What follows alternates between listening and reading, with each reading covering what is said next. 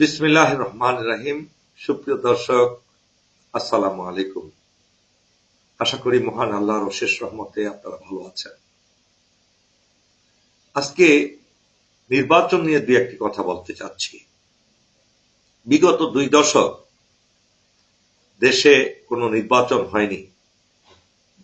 যা হয়েছে সেটা নির্বাচনের নামে প্রহসনই বলা চলে। মানুষের ভোটাধিকার ছিল না, দিনের ভোট তার কাছে হয়েছে, যেমনে খুশি সেমনে হয়েছে, ভোটারবিহীন ভাবে নির্বাচন হয়েছে। তারা দেশকে সুষ্ঠু নির্বাচন দেওয়ার চিন্তা করেনি। কিন্তু জুলাই বিপ্লবের পরে একটি অন্তর্বর্তীকালীন সরকার প্রতিষ্ঠিত হয়েছে, যারা এই সরকারে একটি সুষ্ঠু সুন্দর নির্বাচন দিতে চায়। কেননা সুষ্ঠু, নির্ভরযোগ্য, বিশ্বাসযোগ্য নির্বাচন ছাড়া দেশে গণতান্ত্রিক প্রক্রিয়ায় যাত্রা শুরু করা একেবারেই অসম্ভব। তাই এই নির্বাচনের গুরুত্ব স্বাধীনতার পর থেকে 54 বছরের মধ্যে সবচেয়ে বেশি। এই নির্বাচন এমন হতে হবে যেন এর গ্রহণযোগ্যতা কোনোভাবেই কোনো প্রশ্নবিদ্ধ হওয়ার অবকাশ না থাকে। বিদ্যমান বাস্তবতা এবং অদৃশ্য নানা বাস্তবতাও আছে এখানে। পতিত স্বৈরাচারের দোসররা প্রশাসনের ভেতরে থেকে নির্বাচনকে ভণ্ডুল করার চেষ্টা করছে।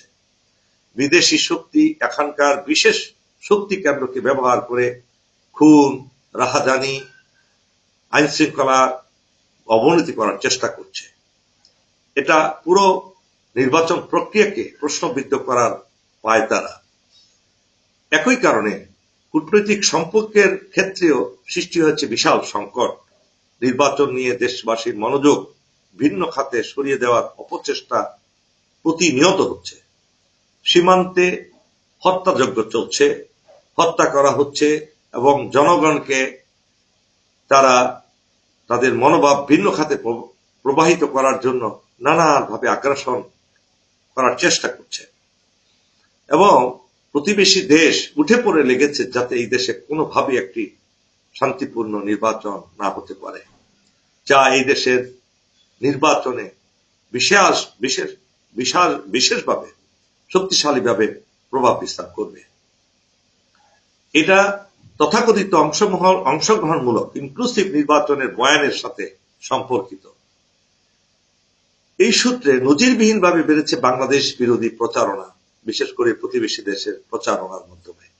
সামাজিক মাধ্যমে কৃত্রিম বুদ্ধিমত্তার যে দিয়ে তৈরি করা নানা ধরনের অডিও, ভিডিও বার্তা ছড়িয়ে দিচ্ছে। চরিত্র হনন চলছে, ভালো মানুষগুলোর চরিত্র হনন চলছে, ভালো রাজনৈতিক দলগুলোর চরিত্র হনন চলছে। এবং ইন্ডিয়ার সাথে হাত মেলাতে চেষ্টা করছে দু একটি দল। তারা সেই ফ্যাসিস্ট হাসিনার আওয়ামী লীগের স্থান দখল করতে চাচ্ছে। এমত অবস্থায় যদি আমরা শহীদ হাদি, শহীদ আবু সাইদ এবং আরো অসংখ্য শহীদের রক্তের বিনিময়ে যে স্বাধীনতা অর্জন করেছি, সেই স্বাধীনতার যে আকাঙ্ক্ষা, সেই আকাঙ্ক্ষা যাতে বাস্তবায়ন হয়, সেজন্য পুরো জাতিকে, দেশপ্রেমিকদেরকে ঐক্যবদ্ধ হতে হবে, এ ব্যাপারে কোনো সন্দেহ নেই। তাই আমি বিনীত অনুরোধ করব, যারা সত্যিকার অর্থে দেশকে ভালোবাসেন এবং দেশে একটি দেশপ্রেমিক সরকার বসাতে চান, যোগ্য লোকদেরকে নির্বাচিত করতে চান, তাহলে এখন থেকেই মন মানসিকতা পরিবর্তন করতে হবে। নির্বাচন সচেতন হতে হবে, রাজনৈতিক সচেতন হতে হবে, যাতে আমরা ভুল মানুষগুলোকে বসিয়ে না দেই, ভুল দলকে বসিয়ে না দেই, যারা আবার ফেসিবাদ কায়েম করবে এবং দেশে আরেকটা জুলাই আন্দোলন হবে। আল্লাহ আমাদের সেই পথে না রাখুক। আল্লাহ আমাদের সকলকে হেদায়েত দান করুন, শয়তানদের হাত থেকে দেশকে রক্ষা করুন। আল্লাহ হাফেজ। বাংলাদেশ জিন্দাবাদ।